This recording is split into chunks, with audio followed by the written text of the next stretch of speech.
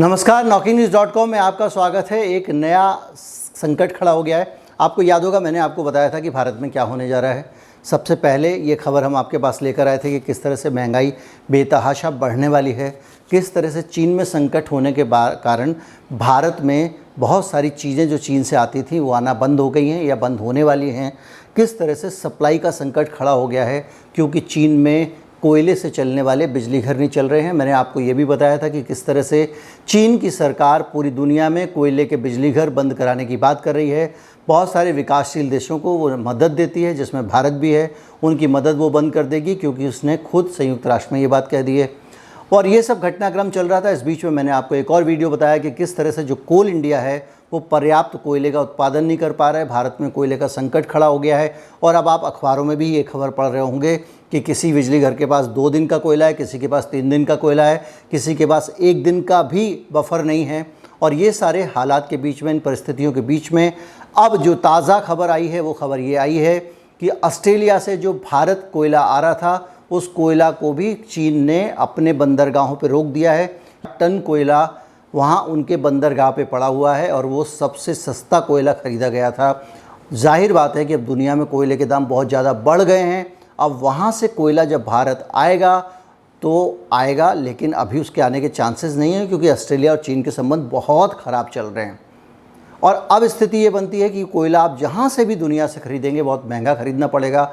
और जिन जिन चीज़ों का उत्पादन कोयले से होता है, बिजली का उत्पादन कोयले से होता है, इसके अलावा स्टील का उत्पादन कोयले से होता है। और जाहिर सी बात है कि इसके कारण बड़ा रिपल इफ़ेक्ट होगा और सारी चीज़ों के दाम बढ़ने लगेंगे। पहले से चीन से जो सामान आ रहा है उसके दाम तो पहले ही बढ़ रहे थे, अब भारत में बनने वाले सामान भी महंगे हो जाएंगे।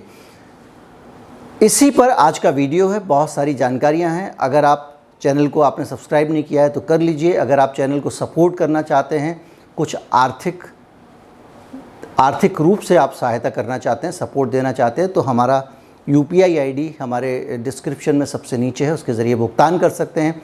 जो लोग पेटीएम की तरह बारकोड स्कैन करके भुगतान करना चाहते हैं, वीडियो खत्म होते ही आपको बारकोड मिल जाएगा। कहीं मत जाइए, कुछ क्षणों में मैं लौटता हूँ।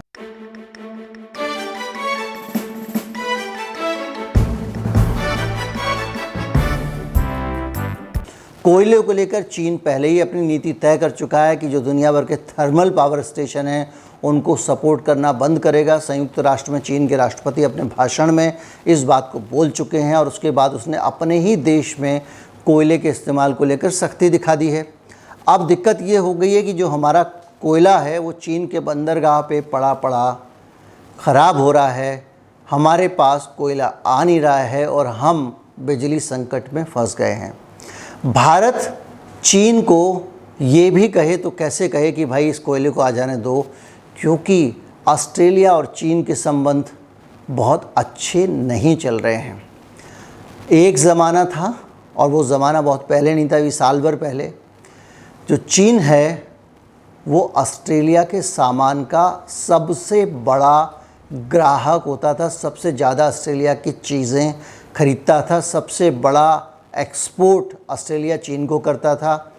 चीन के साथ में ऑस्ट्रेलिया के संबंध अच्छे थे और चीन ने एक नीति बनाई थी, बेल्ट एंड रोड पॉलिसी, जिसके अंदर वो अपने आसपास के जो देश थे बहुत सारे जिनके साथ वो संबंध अच्छे रखना चाहता था और व्यापार करना चाहता था, उन सबको सड़क मार्ग से और दूसरी चीज़ों से जोड़ रहा था ताकि व्यापार करने में आसानी हो, वो सभी देश एक दूसरे को आसानी से अप्रोच कर सकें।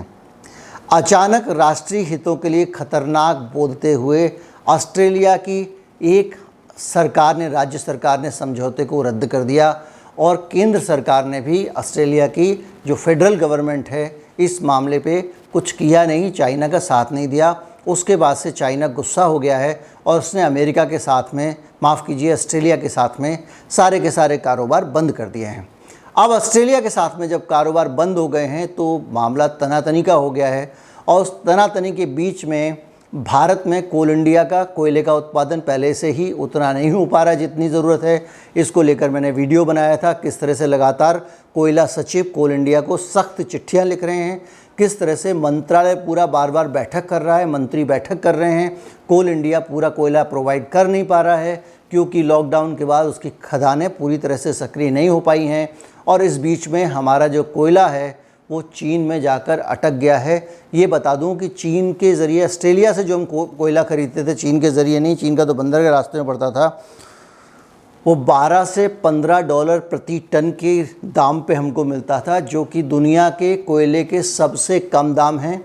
इस कोयले की क्वालिटी भी ठीक ठाक होती थी और वो कोयला यहाँ पे आता था। और अब हमारा कोयला अटक गया, ये जानकारी भी हमको मिल रही है उन लोगों के ज़रिए जो चाइना, जो ऑस्ट्रेलिया से कोयला इंपोर्ट करते थे। भारत के बहुत सारे इंपोर्टर और भारत के बहुत सारे ऐसे थर्मल पावर स्टेशन, बिजली घर और स्टील इंडस्ट्री के लोग जो वहाँ से कोयला मंगाते थे, उन्होंने बताया कि साहब हमारा कोयला वहाँ पे अटक गया है।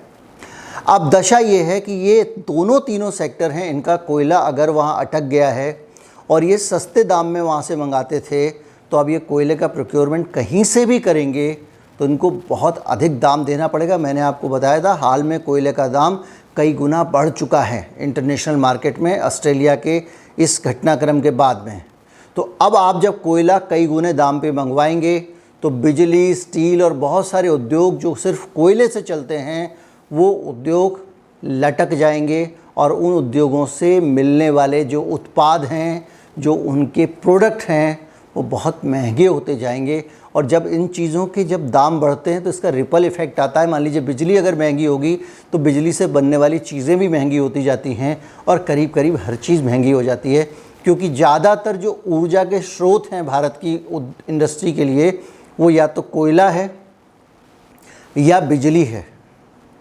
और हम इस बिजली के भरोसे इतने हैं कि हम लोग कह रहे हैं कि सब बैटरी पे ही चलाएंगे। अब आगे वाले समय में अगर आप बैटरी पर गाड़ियाँ चलाएँगे और आपकी सारी गाड़ियाँ और बैटरी पे चलेंगी तो पहले तो प्रदूषण का जो हाल होगा, मैं वीडियो बना चुका हूँ इस पर भी, लेकिन वो होगा जो होगा। लेकिन उसके अलावा आप सोचिए कि आपके पास में कोयला कहाँ से आएगा। अभी तो आप बिजली की ज़रूरत पूरी नहीं कर पा रहे हैं, तो रायता उतना ही फैलाना चाहिए, इतना समेट सकें। दूसरों को देख देख के क्या चलना, अमेरिका ने ये कर दिया, उसने ये कह दिया, बिल गेट ये कहते घूम रहे हैं। बिल गेट कह रहा है क्लीन एनर्जी, ग्रीन एनर्जी के नाम पर जो बेचेगा सब सरकारें करने लगेंगी क्या? वो उसको खुद ही इतनी अकल होती तो फिर क्या था, वो अपना देश नहीं चला रहा था, कहीं पे इलेक्शन लड़े जाके अमेरिका में प्रेसिडेंट का। भाई समाज सेवी की तरह रहो यार, उसके चक्कर दिल्ली की तरफ जा रहे हैं सारा का सारा, ये तो गलत बात है। खैर जो भी है, लेकिन अब जो है ये महंगाई का मैं आपसे बात कर रहा था कि महंगाई बहुत ज़्यादा बढ़ने वाली है। मेरा वीडियो है, मैं ऊपर एक लगा दे रहा हूँ, आई के निशान के साथ में क्लिक करके देख सकते हैं कि इतिहास की सबसे ज़्यादा महंगाई बढ़ने वाली है। और अब ये वीडियो जब मैंने बनाया था तब ये वाला फैक्टर नहीं था कि भारत का इस्पात और कोयला उत्पादन भी महंगा होने वाला है। अभी तक यही था कि चीन में एनर्जी का क्राइसिस हो गया है, चीन में कोयला नहीं है, चीन में बिजली नहीं बन रही है, बहुत सारी इंडस्ट्री में काम ठप पड़ा हुआ है, रॉ मटेरियल की दिक्कत हो गई है, इसलिए चीन से आने वाली हर चीज़ बहुत बहुत महंगी हो जाएगी।